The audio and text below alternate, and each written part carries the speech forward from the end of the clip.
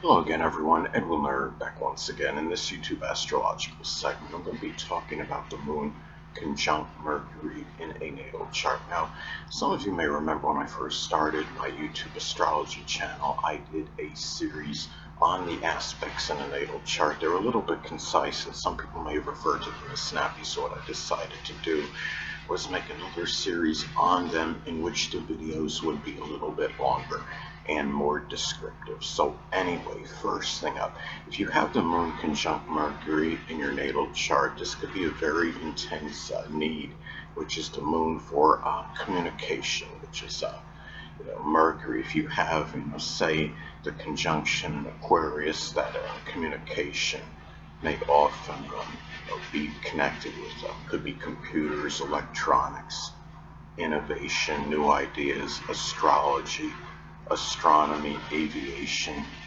They may often involve friends, your goals and aspirations as some examples. And the thing about this aspect too is that at times, the emotions, which is the moon, may dominate the thinking, which is Mercury, and other times it could be the opposite, where the thinking, dominates the emotions, and it may be harder to express the emotions, and at times because of this, but it still can be an aspect where one can articulate their feelings and emotions, because it's very the energy, of course, with conjunction is very integrated. And the thing about this aspect too is that you could also manifest in strongly nurturing, which is the moon, siblings, cousins, neighbors, which is Mercury. Now, if the conjunction, say, is in Gemini, it could be where the person may nurture those people, through, mental stimulation, you know, um, communication, providing information for those people, disseminating information, allowing those people to learn. It could be, if the conjunction, say, is in Virgo, you know, um, it might be, through cleanliness, through organization, coming to one's home, doing cleaning for them, as an example, and getting things organized in general, compartmentalizing things. Now, another way this aspect may manifest and pan out in a natal chart is where the person may be very emotional, of course, being the moon, regarding short journeys, and it could be positive, negative. Remember that the conjunction aspect in astrology is neutral, it can have good and bad qualities connected with it. It's about the strong intensification and integration of the energies that are involved in the aspect. And let's say if that Mercury is in Pisces, those short journeys may be ones that are chaotic or convoluted. Maybe they're off, there may be something unclear about them, or they may be short journeys, going to places connected with Pisces, such as the metaphysical, which includes astrology, or places that involve spirituality, meditation, poetry, dancing, film, as some examples. Or it could be places by the sea where short journeys are taken to.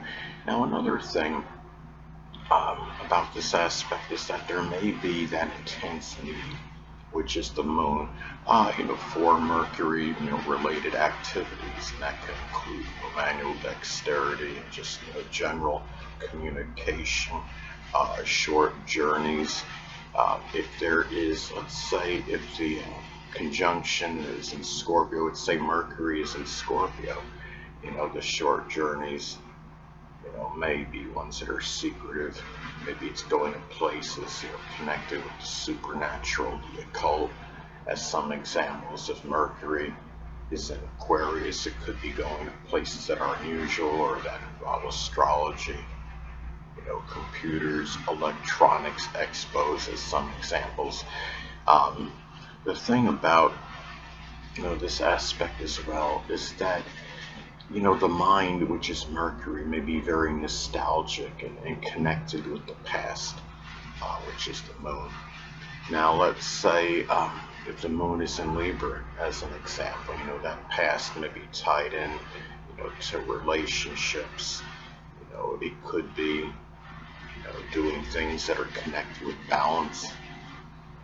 Whether it could be, gymnastics, tennis, and maybe things of an artistic nature, even legal matters, in some cases.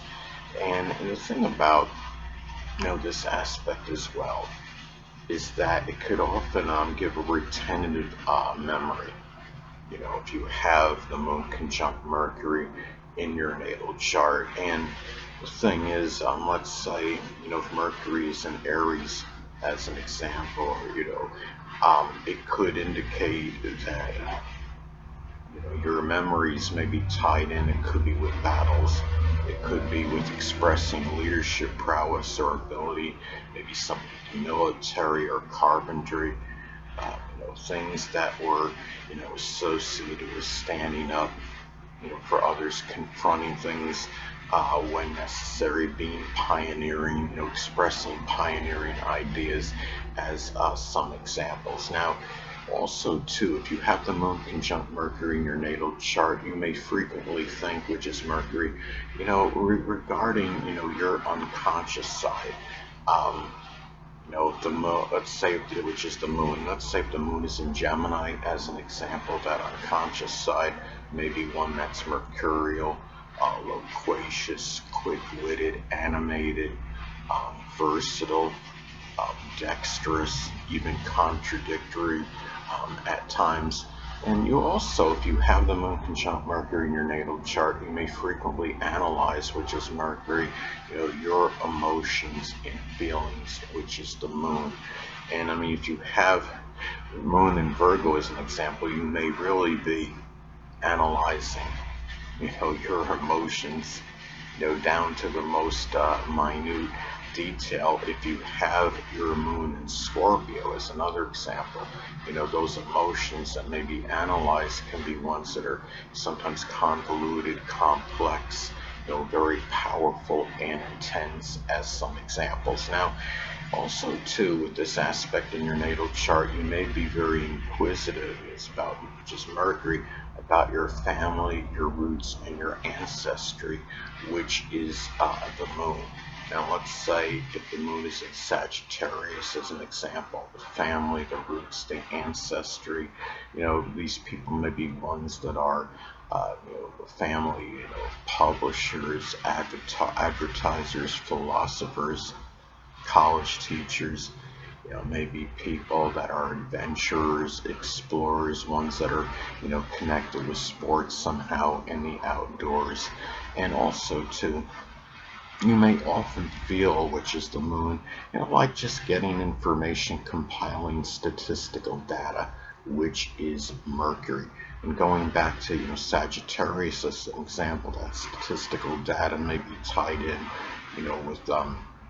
with sports, sports and statistics, or something with publishing or advertising, religion, as some examples. And also too, you may be someone that's enamored, with diversity, as well. The moon is, what we feel like doing.